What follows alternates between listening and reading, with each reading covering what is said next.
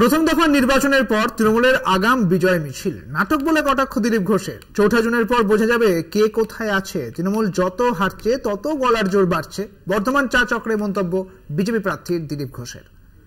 বর্ধমান দুর্গাপুরের বিজেপি প্রার্থী দিলীপ ঘোষের এমনই মন্তব্য যে যত দিন যাচ্ছে ততই কিন্তু গলার জোর বাড়ছে, অর্থাৎ তৃণমূল যত হারছে ততই গলার জোর বাড়ছে, এমনটাই বললেন দিলীপ ঘোষ।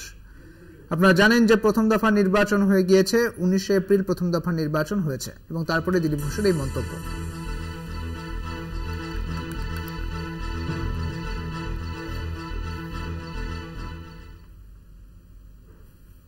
এসব ড্রামাবাজি চলবে, 4 জুনের পরে বোঝা যাবে কে কোথায় আছে। টিএমসি যত হারছে তত গলার আওয়াজ করছে, সবাইকে দোষ দিচ্ছে, নির্বাচন কমিশন থেকে আরম্ভ করে সেন্ট্রাল ফোর্স থেকে আরম্ভ করে সবাইকে গালাগালি দিচ্ছেন মুখ্যমন্ত্রী। যদি জিতছেন তো গালাগালি কেন দিচ্ছেন? টেনশনটা আমরা বুঝি। মানে চাপের মুখে এই ধরনের বিজয় মিছিল আগে বার করতে হচ্ছে, সবই চাপ। সে চাপটা এমন বাড়বে আস্তে আস্তে সব ডুবে যাবে।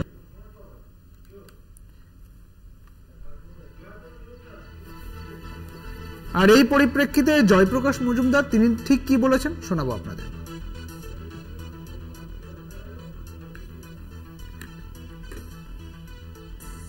টেনশনটা আমরা বুঝি। আমরা প্রথম দিন থেকেই দেখছি তো ওই চা চক্রের মধ্যেই দিলীপ ঘোষের সমস্ত কিছু সীমাবদ্ধ।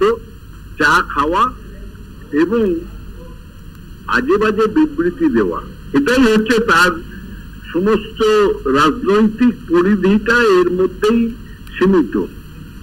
যে কথা বলছেন, বলে দিলেন যে তৃণমূলের গলার জোর বাড়ছে, তৃণমূলের গলার জোর বাড়বেই তো।